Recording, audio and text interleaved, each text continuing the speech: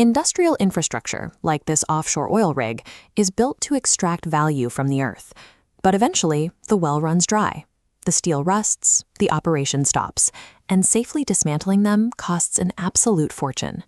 To understand exactly how massive corporations handle this inevitable multi-billion-dollar cleanup, we can look at a very small story about 6 brothers and a highly productive cow named Gulabi. For 11 years, Gulabi and the single field she grazed were a highly profitable asset.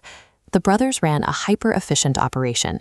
Physical monitored the cow's breathing, logistics timed the grass growth, geo tracked the soil quality, production milked at dawn, finance managed the ledger, and digital kept communication flowing.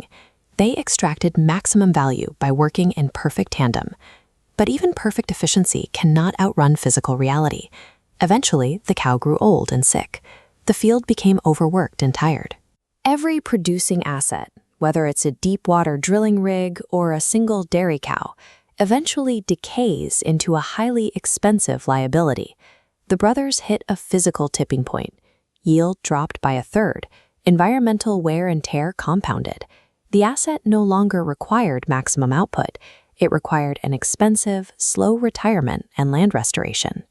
This graph illustrates the exact financial dilemma the brothers faced when they opened their ledger. We have a green line tracking asset revenue, sloping downwards as the cow produces less milk, intersecting a steeply rising red line tracking the projected costs of safely retiring the animal and restoring the field. If you look at the widening red wedge between those lines, you see the decommissioning deficit. The brothers realized they did not have the cash on hand to cover those upcoming costs. They faced a stark choice: take a massive financial loss to properly retire the asset now, or find a way out. When the cost of cleaning up exceeds the value of producing, operators face an intense financial incentive to get rid of the problem rather than actually solve it. The brothers' way out arrived in the form of a cousin. He was a smaller, undercapitalized buyer who fell in love with the idea of a quiet farm life and offered a surprisingly generous price for the failing asset. This transaction introduces a practice known as liability laundering. It is the legal sale of an aging, toxic, or dying asset to a smaller operator who lacks the actual capital to afford the long-term cleanup costs. The transaction looks completely transparent. The brothers hid nothing. The cow's illness and the field's fatigue were fully disclosed. The immediate sale price was fair. Nobody lied. Yet digital spotted the flaw. The brothers had all the data showing the cousin had no savings, no backup field, and no plan for the day the cow would finally stop producing milk. The brothers ignored this warning, simply because long-term planning wasn't a strict legal requirement for closing the sale. The regulators, in this case the village elder, audited the current legality of the paperwork and the fairness of the price. The stamp of approval comes down hard, while the section proving the buyer's future capacity to clean up the mess remains entirely blank. Full transparency and total legal compliance mean absolutely nothing if regulators only ask questions about today's price, while ignoring tomorrow's inevitable costs. Once the asset transfers to an unprepared buyer, the physical reality sets in. Without specialized knowledge, early warning systems, or operating capital, things rapidly break down. Fodder runs out. A tired patch of soil washes away in a storm. The animal falls gravely ill. Minor maintenance issues that a well-funded operation would fix in an afternoon compound into massive, unmanageable emergencies that immediately bankrupt the unprepared buyer.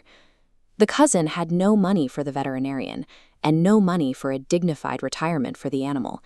His only remaining strategy was to stop answering the door, declare bankruptcy, and vanish entirely.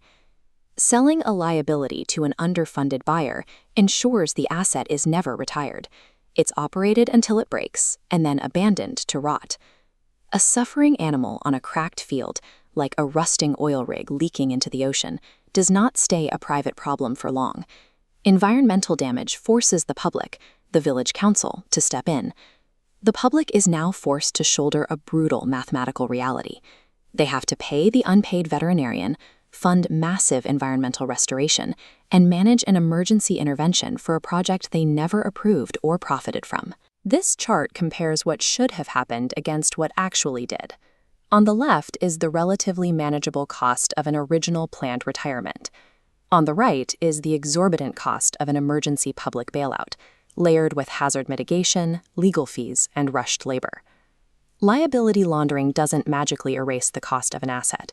It multiplies the final invoice and legally shifts the entire burden onto the public taxpayer. When the six brothers finally sat in a room together to review the damage, they realized their perfect technical honesty and legal compliance still resulted in a massive moral and systemic failure.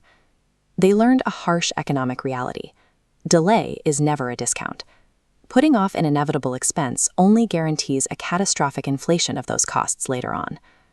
Approving a fair price today is entirely useless unless you verify there is a capable hand ready to pay the bill tomorrow.